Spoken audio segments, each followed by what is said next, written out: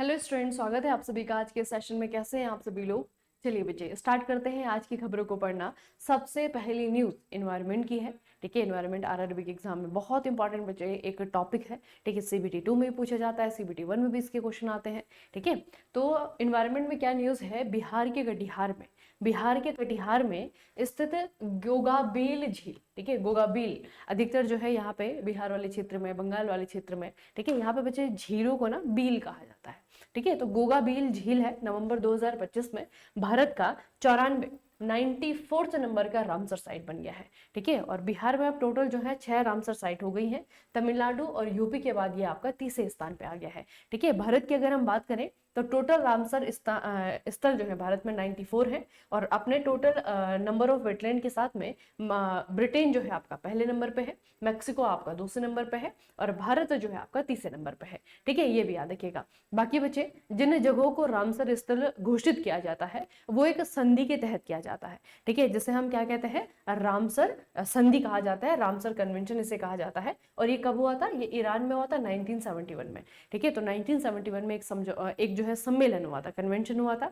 उस सम्मेलन में जो है आपका जितने भी लोगों ने वहां पे, जितने भी कंट्रीज ने वहां पे हिस्सा लिया होगा, उन्होंने जो है उस पर सिग्नेचर किए। ठीक है, और इसके बाद में जो है आपका ये संधि होती है किस चीज के लिए? जितने भी वेटलैंड है उनको बचाने के लिए। ठीक है, तो वेटलैंड को संरक्षित करने के लिए बच्चे आपका संधि हुई है। और इसी के तहत जो है आप लोग देखते हैं हर साल जो है आपका कहीं किसी न किसी स्टेट से कोई ना कोई रामसर साइट जो है आपका निकल करके आता है। तो अभी आज की डेट में भारत में टोटल 94th रामसर साइट है। और अभी जो लेटेस्ट रामसर साइट बना है वो है आपका गोगाबील झील। ठीक है कहाँ पे? बिहार के कटिहार में, याद रखना बच्चे। अब बिहार में जो रिसेंट बच्चे आपके ये रामसर साइट हुए हैं, इसमें 2020 में है आपका कोवरताल।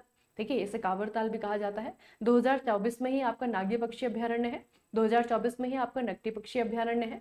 2025 में आपका गोकुल जलाशय है। 2025 में आपका उदयपुर झील है। और 2025 में आपका गोगाबेल झील है। ठीक है, तो मतलब कि इस साल 2025 में जो है आपके 3 ऐसे रामसर साइट्स हैं जो कि बिहार से आए हैं। गोकुल हो गया, उदयपुर हो गया, और आपका गोगाबेल हो गया। है ना, नाम से उदयपुर जो है राजस्थान करके आ सकते हैं आप लोग, लेकिन याद रखना ये आपका उदयपुर लेक जो है ये बिहार में है। ठीक है, इतना बच्चे हमें याद रखना है। अगली न्यूज आपकी डिफेंस से रिलेटेड है। भारतीय सेना ने अपने पहले स्वदेशी रूप से डिजाइन और निर्मित सॉफ्टवेयर डिफाइंड रेडियो, इसका थोड़ा सा आप लोग याद रखना, ये है आपका सॉफ्टवेयर डिफाइंड रेडियो, एसडीआर इसे कहते हैं।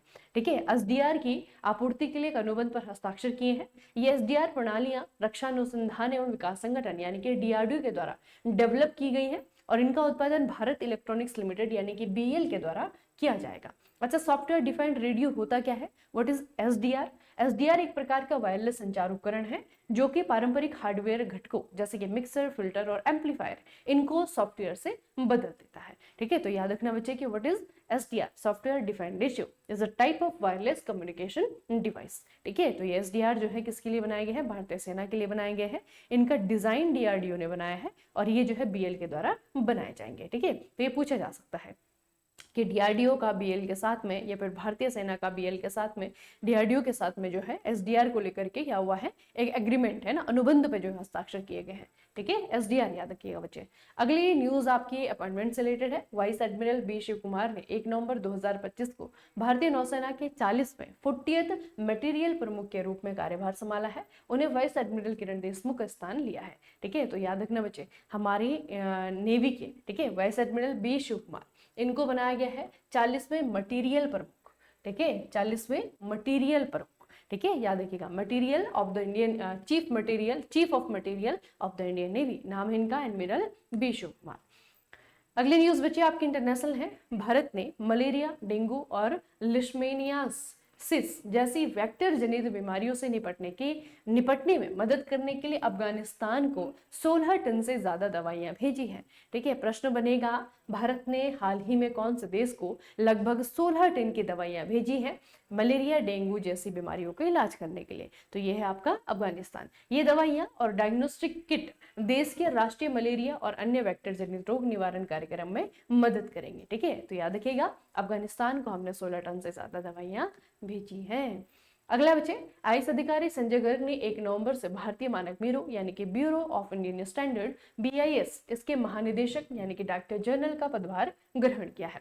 इसी के साथ वो अंतर्राष्ट्रीय इलेक्ट्रॉनिकल आयोग यानी कि आईओसी में भारत की राष्ट्रीय समिति के अध्यक्ष के रूप में भी काम करेंगे। ठीक है, तो ये दो चीजें बचे, एक तो आपके बीआईएस के हेड बन गए हैं, बीआईएस के डीजी बन गए हैं, और दूसरा जो है आपका एक इंटरनेशनल कमीशन है, इंटरनेशनल इलेक्ट्रोटेक्निकल, ठीक है, इलेक्ट्रोटेक्निकल कमीशन आईईसी से कहते हैं। तो आईईसी में भी ये जो भारत की राष्ट्रीय समिति है उसको लीड करेंगे। ठीक है, तो दो जगह मतलब ये अपॉइंटमेंट ऑटोमेटिकली होता है। ठीक है, जो बीआईएस के हेड होंगे वही जो है आपके आईईसी में जो भारत की समिति होती है उसके हेड होते हैं। ठीक है, तो ये दोनों चीजें आपको याद रखनी है। और नाम बचे संजय गर्ग। ठीक है, नाम क्या है? संजय गर्ग। अगली न्यूज है आपकी बहुत इंपॉर्टेंट, एक रिपोर्ट। ठीक है, भारत सरकार के स्वच्छ भारत मिशन के तहत जारी नवीनतम स्वच्छ सर्वेक्षण 2024-25 रिपोर्ट। ठीक है, इस रिपोर्ट में स्वच्छता के आधार पर भारतीय शहरों की रैंकिंग जारी की गई है। ठीक है, तो अभी बच्चे हम सबसे साफ शहर तो पढ़ते हैं, इस बार अगर आप देखेंगे तो भारत के शीर्ष 10 सबसे गंदे शहरों की लिस्ट आई है। ठीक है, सबसे गंदे शहरों में आपका मदुरई आता है बच्चे। ठीक है, आपका जो है लुधियाना आता है, चेन्नई है, रांची है, बेंगलुरु है, धनबाद है। ठीक है, उसके अलावा जो है आपका यहाँ पे देखिए फरीदाबाद है, ग्रेटर मुंबई, श्रीनगर, 10वें नंबर पे आपका दिल्ली है। ठीक है, तो ये बेसिकली आपके क्या है 10 सबसे गंदे शहर हैं।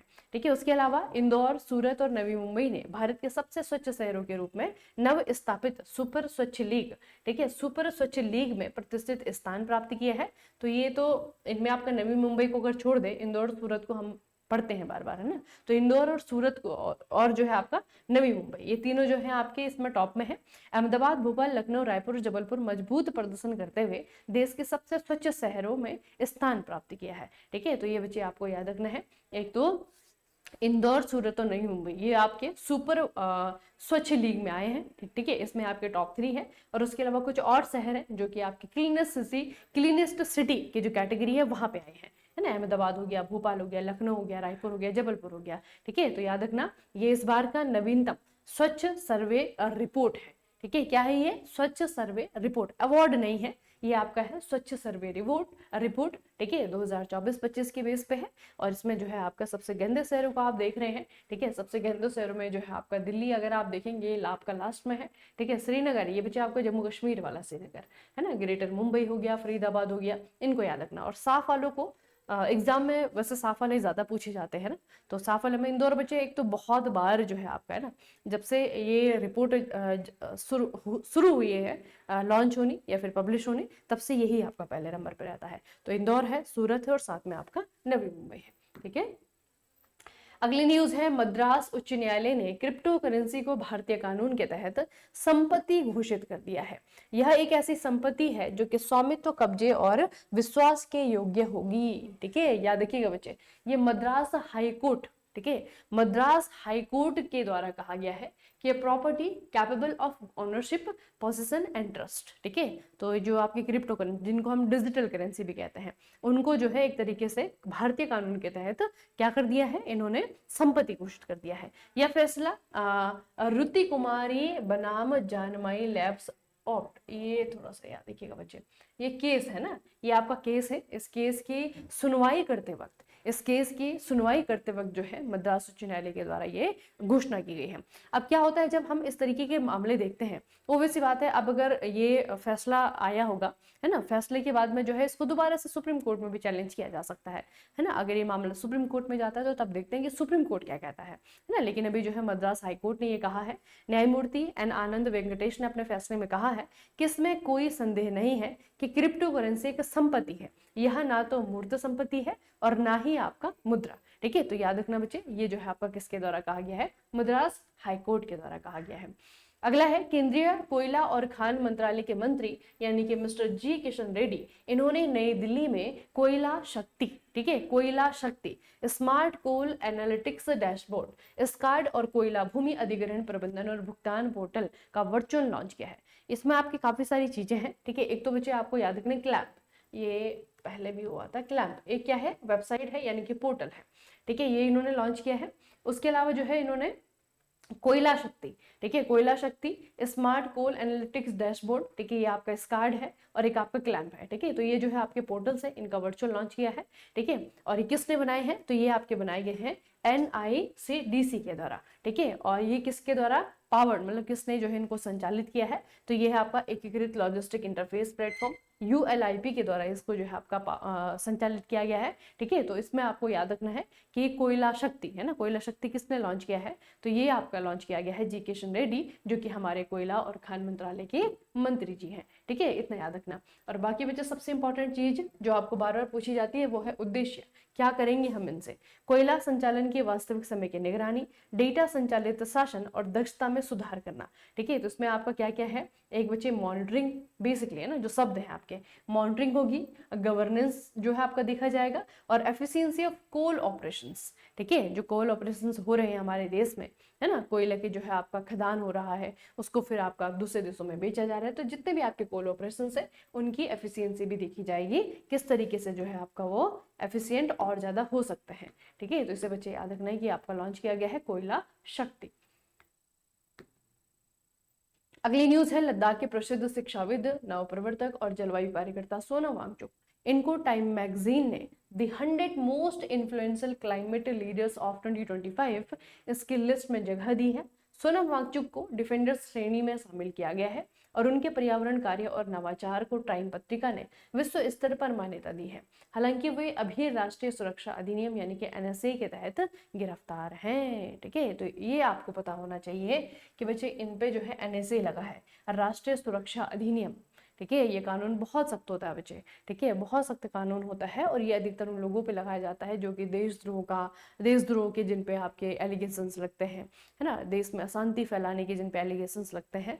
और ये हर समय की बात है, ये पहली बार नहीं कि इस एरा में ऐसा हो रहा है ना। जब भी अगर किसी सही व्यक्ति ने किसी सही चीज के लिए आवाज उठाई है, उन पे जो है NSA लगाया गया है ना। तो NSA बच्चे आपका राष्ट्रीय सुरक्षा अधिनियम के तहत इनको गिरफ्तार किया गया है। और आप देखिए कि टाइम मैगजीन ने इनको the 100 most influential climate leaders of 2025 की लिस्ट में जगह दी है ना। बहुत कम लोगों को पता होगा कि लद्दाख का क्लाइमेट कैसा है ना, लद्दाख जो है कितना सेंसिटिव है। तो सेंसिटिविटी को, मतलब जो लद्दाख की एक्चुअल जो हालत है या फिर लद्दाख की जो एक्चुअल पिक्चर है, उसको दुनिया के सामने लाने का काम किया था सोनम वांगचुक ने, है ना। आप लोगों को पता होगा यहाँ पे इन्होंने आर्टिफिशियल ग्लेशियर बनाए हैं, ठीक है, ताकि वहाँ पे जो पूरे भारतवर्ष के द्वारा या फिर पूरी दुनिया के लोगों के द्वारा जो ग्लोबल वार्मिंग पैदा किया जा रहा है, उससे जो ग्लेशियर पिघल रहे हैं, उससे कैसे जो है लद्दाख के लोगों को इफेक्ट होने से बचाया जा सके, है ना। आर्टिफिशियल आइस स्तूपा वहाँ पे कहा जाता है कि आइस स्तूपा जो है ना, तो आर्टिफिशियल ग्लेशियर हो बेसिकली, वो उन्होंने यहाँ पे बनाए हैं, ठीक है। लोगों को जो है अवेयर करना लद्दाख के जो क्लाइमेट है उसके बारे में, ठीक है, जो ग्लोबल वार्मिंग है उसका इफेक्ट जो है कितना ज्यादा जो है वहां पे होता है ना, उसके बारे में जो है लोगों को बताया। तो ये जो है आपके बच्चे सोनम वांगचुक, इनको थोड़ा याद रखना। और टाइम मैगजीन ने अपने 100 most influential climate leaders of 2025 की लिस्ट में इनको जगह दी है, ठीक है। उसके अलावा बच्चे एक एग्रीमेंट है, भारत और अमेरिका ने मलेशिया के कुआलालंपुर में एक ऐतिहासिक 10 वर्षीय रक्षा ढांचा समझौते पर हस्ताक्षर किए हैं। यह समझौता राजनाथ सिंह और अमेरिकी युद्ध सचिव पीट हेग्सेथ के बीच में हुआ है। यह समझौता भारत अमेरिका प्रमुख रक्षा साझेदारी के लिए नीति दिशा निर्देशक के रूप में काम करेगा, ठीक है। तो याद रखना बच्चे, आपको पूछा जाएगा प्रमुख रक्षा साझेदारी, ठीक है। भारत ने मेजर डिफेंस पार्टनरशिप हाल ही में किसके साथ में किया है, इंडिया और अमेरिका, ठीक है। और ये सिग्नेचर हुए कहाँ पे बच्चे, ये है आपका मलेशिया में, नहीं मलेशिया के कुआलालंपुर में, मलेशिया के कुआलालंपुर में। बेसिकली मलेशिया में जो है आप लोगों ने देखा होगा आसियान, है ना, इस बार का जो आसियान का समिट है ये आपका बच्चा मलेशिया में हो रहा है ना। तो वह उसके अलावा जो है यहाँ पे आपका भारत और अमेरिका दोनों ने 10 साल के रक्षा ढांचे समझौते पर भी हस्ताक्षर कर लिए हैं, ठीक है। तो ये बच्चे आपको याद रखना है। बाकी थोड़ा सा आसियान के कारण ये आपको चर्चाओं में बता देती हूँ मैं आपको, है कहाँ पे मलेशिया। तो ये मलेशिया अगर आप देखेंगे बच्चे एक एशियन कंट्री है, ठीक है। इस तरीके से जो है आपका ये है आपका मलेशिया, ठीक है। कुआलालंपुर यहाँ पे जो है इसकी कैपिटल है। आप दोनों तरफ देखेंगे यहाँ पे आपका इंडोनेशिया है, ठीक है, नीचे की तरफ इसका इंडोनेशिया आ जाता है। बाकी लैंड बॉर्डर जो है इसके यहाँ पे आपके नहीं है, ठीक है। इसके दक्षिण पश्चिम की तरफ, दक्षिण पूर्व की तरफ आपका जो है साउथ चाइना सी है, ठीक है। तो इतना बच्चे आपको याद रखना है। ऊपर की तरफ आप देखेंगे तो यहाँ पे थाईलैंड है, गल्फ ऑफ थाईलैंड, ठीक है। यहाँ पे जो है थाईलैंड से इसकी बाउंड्री लगती है, ठीक है। तो ये जो है बच्चे आपका मलेशिया देश है, एशियन कंट्री है। कुआलालंपुर इसकी कैपिटल है, आपको याद रखना है। और यहीं पे भारत और अमेरिका के बीच में एग्रीमेंट साइन किया गया है, और एग्रीमेंट को साइन किया है हमारे जो रक्षा मंत्री है यानी कि मिस्टर राजनाथ सिंह, ठीक है, उनके द्वारा किया गया है। तो आज की खबरों को जो है यहीं पे समाप्त करते हैं।